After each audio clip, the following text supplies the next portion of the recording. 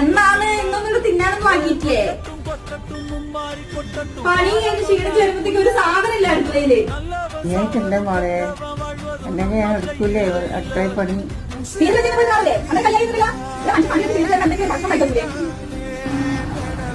കഴിയുന്നില്ല മോളെ, കയ്യേറ്റല്ലേ, ഇങ്ങനെ എടുക്കൂലേ പണി.